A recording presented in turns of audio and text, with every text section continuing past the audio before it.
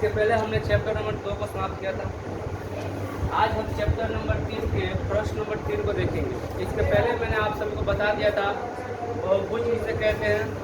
हाँ, दो से अधिक भुजाओं से बनी आकृति को बहुभुज कहते हैं। उत्तल चतुर्भुज, अवतल चतुर्भुज, समचतुर्भुज, विषम चतुर्भुज, इन सबों के बारे में मैंने आप लोग को बता दिया था। ठीक है, डिफरेंशियल इंट्रोडक्शन सबका करवा दिया था।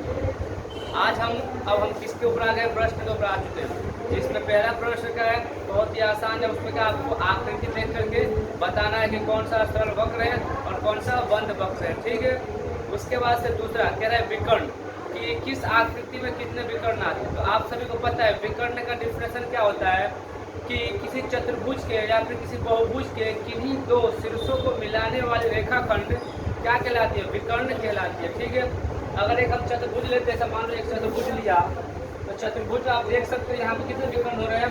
2 विकर्ण हो रहे हैं। इसी प्रकार से अगर आप पंचभुज लोगे, षटभुज लोगे, तो आप क्या करना है? 2 शीर्षों को मिला करके देख लेना कितने शीर्ष मिल रहे हैं और इस प्रकार से आपको विकर्ण प्राप्त हो जाएगा। ठीक है, अब हम देख रहे हैं प्रश्न नंबर 3। प्रश्न नंबर 3 कह रहा था, प्रश्न नंबर 3 कह रहा है कि उत्तल चतुर्भुज के कोणों के मापों का योग क्या है। ठीक है, तो आप देख सकते हैं क्या है? उत्तल चतुर्भुज है। ठीक है, अब इसके कोणों का मापों का ये अपने को नहीं पता है, हम उसको ज्ञात करना है। ठीक है, और उसके बाद कह रहे हैं यदि चतुर्भुज उत्तल ना हो तो क्या यह गुण लागू होगा? ओके, कह रहे हैं कि एक चतुर्भुज बनाइए जो उत्तल ना हो और प्रयास कीजिए। ये दूसरा कह रहे हैं। तो उससे पहले हम पहला देख लेते हैं कि उत्तल चतुर्भुज के युगों का माप कितना होता है। ठीक है, आप देख सकते हो मैंने माना क्या ए बी सी डी एक क्या है? उत्तल चतुर्भुज है। आप देख सकते हो क्या है? उत्तल चतुर्भुज है ना? उत्तल चतुर्भुज है। अब इस चतुर्भुज को मैंने क्या किया? इसमें बीडी एक विकर्ण खींचा। क्या कर दिया मैंने? बीडी विकर्ण खींच दिया। बीडी क्या कर दिया? क्या कर दिया मैंने? एक विकर्ण खींच दिया। अब जब मैंने विकर्ण खींचा ना, तो आप देख सकते हैं जो खींचा, जो चतुर्भुज को 2 त्रिभुजों में विभाजित कर दिए। आप देख सकते हैं यहाँ पे त्रिभुज बन रहा है ए बी डी, त्रिभुज ए बी डी बन रहा है। और फिर से कह सकते हैं बी सी डी बन रहा है। तो क्या कर रहा है? 2 त्रिभुजों में विभाजित कर रहा है ना। तो इसको हम ऐसा लिख सकते हैं, इसलिए देखो कोण ए प्लस कोण बी प्लस कोण सी प्लस कोण डी, कोण को हम संकेत में से लिखते हैं। ठीक है, देख सकते हो आप कितने ये सब क्या है? कोण है। ठीक है, 1 2 3 4 5 और ये 6 कोण बन रहा है। 1 2 3 4 5 और 6 कोण बन रहा है ना। ये चतुर्भुज है ए बी सी डी है ना। और इसमें कितने कोण बन रहे हैं? जब हम बीचों में एक क्या खींच रहे हैं? विकर्ण खींच रहे हैं। ये 2 भाग में बट गया, इसमें 2 त्रिभुज बन गए ना। और आप लोगों को पता है कि त्रिभुज के योग गुणधर्म से त्रिभुज के तीनों भुजाओं का माप कितना होता है? 180 डिग्री होता है, पता है ना। अब यहाँ देख सकते हैं 2 त्रिभुज बन चुका है, तो हम ऐसा लिख सकते हैं। इसलिए कोण ए प्लस कोण बी प्लस कोण सी प्लस कोण डी बराबर क्या? कोण 1 प्लस कोण 2 प्लस कोण 3 प्लस कोण 4 प्लस कोण 5 प्लस कोण 6 है ना। ये ए बी सी डी जो चतुर्भुज है इसके बराबर तो है ना ये सब, क्योंकि हमने क्या कर दिया है? 4 को ही बांटा है तो हमने बनाया ना, है ना। तो इसलिए हम ऐसा लिख सकते हैं कोण 1 प्लस कोण 2 प्लस कोण 3। ठीक है, इसको एक साथ ले लेते हैं। ठीक है, और प्लस कोण 4 प्लस कोण 5 प्लस कोण 6, इसको एक साथ लेते हैं। अपने को पता है कि त्रिभुज के तीनों कोणों का मापों का योग कितना होता है? पता है ना। तो लिख सकते हैं 180 डिग्री प्लस 180 डिग्री बराबर कितना जाएगा? 180 डिग्री। अब यहाँ पे लिखें कैसा? त्रिभुज के कोण योग गुण धर्म से। आपको पता है ना, त्रिभुज के कोण योग गुण धर्म से। त्रिभुज के तीन है, यहाँ पे तीन, 1 2 3 और 1 2 3, तो 3 कितना होगा, 180 के बराबर होगा, प्लस 180 बराबर हम क्या लिख सकते हैं, 360 डिग्री। ये हो गया इसका नाम। तो अब सवाल में क्या पूछ रहा था कि योगफल क्या है, तो लिखेंगे हम उत्तर चतुर्भुज के कोणों का मापों का योगफल कितना है, 360 डिग्री। अतः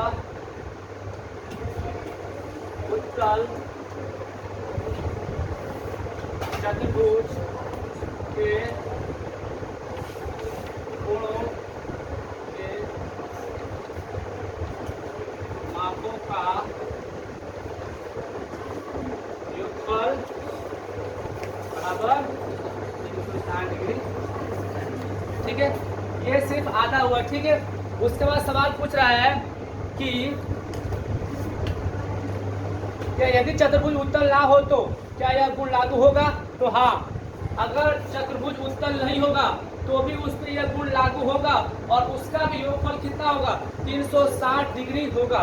तो उसका क्या लिखेंगे, हाँ लागू होगा। ठीक है, ये इतना हुआ। अब इसके आगे हमें क्या सॉल्व करना है कि एक चतुर्भुज बनाइए जो उत्तल ना हो। क्या बनाना है, एक चतुर्भुज बनाना है जो उत्तल ना हो। तो कौन सा अवतल चतुर्भुज बनाएंगे, तो इसको आप नोट कीजिए और इसके आगे का हम इसके बाद से बता रहे हैं। ठीक है,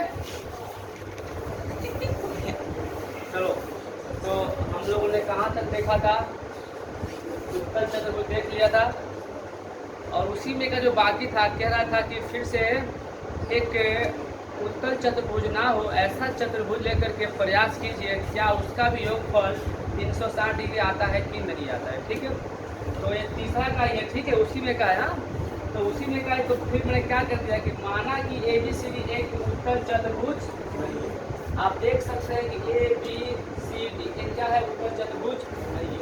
ये कौन सा चतुर्भुज है, तो अवतल चतुर्भुज। ठीक है, अब हम क्या करेंगे, जिसमें BD एक विकर्ण खींचेंगे। क्या करेंगे, एक B और ये D है, इसके बीचों में एक विकर्ण खींचेंगे। ठीक है, आप देख सकते हैं कि मैंने एक विकर्ण खींच दिया और खींचने के बाद ये क्या कर रहा है, इस चतुर्भुज को 2 त्रिभुजों में विभाजित कर रहा है ना।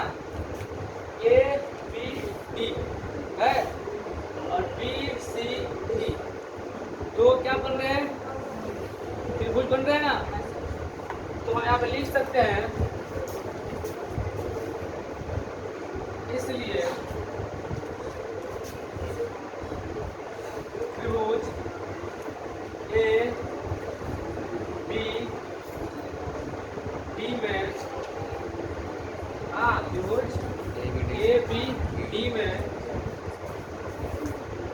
कोण A प्लस, हाँ कोण B प्लस कोण C बराबर 180 डिग्री।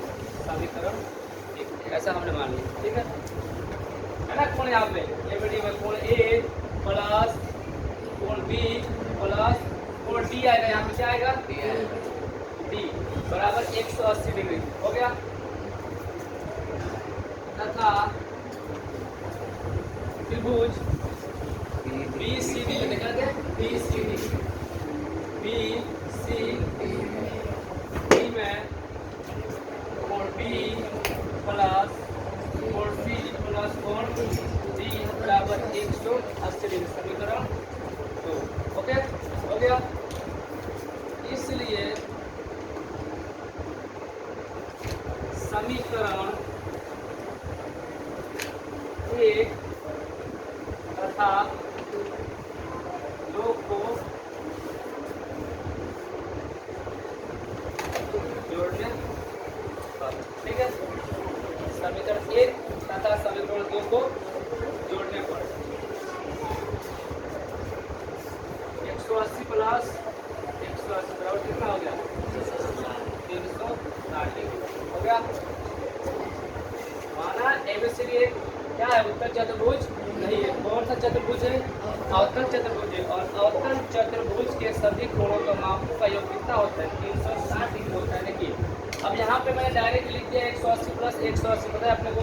अब हम इसको भी लिख के जोड़ेंगे ना तो भी वैसे है, क्यों, ये जहाँ पे हम इसको कैसे लिखेंगे, ए है ना, ए लिख देंगे, बी है, डबल बी है तो उसको एक ही बी लिखेंगे, ठीक है।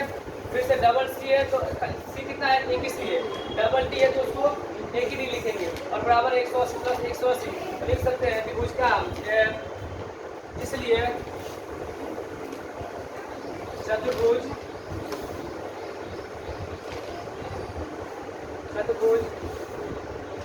ए plus B plus C plus D बराबर 180 डिग्री आंसर आ गया। यहाँ पे चतुर्भुज ए बी सी और D, A B C D, ये चारों कोणों का माप का योग कितना आ गया, 180 डिग्री आ गया। किस प्रकार से हमने क्या किया, तो इसको दो भागों में बांट दिया।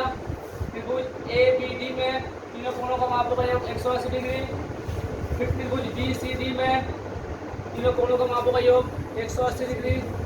समीकरण 1 तथा समीकरण 2 को हमने क्या कर दिया, जोड़ दिया। तो समीकरण 1 आप देख सकते हैं, यहाँ बराबर दिया ना 180, तो 180 प्लस 180 क्या ना, ये इसके बराबर है और ये इसके बराबर है ना। तो इसको ले लिया और इसको ले, दोनों को हमने जोड़ दिया और यहाँ पे हमारा साबित होगा चतुर्भुज ए बी सी डी बराबर कितना हो गया, यहाँ पे 360 डिग्री आंसर हो गया। चलते हैं अगले प्रश्न की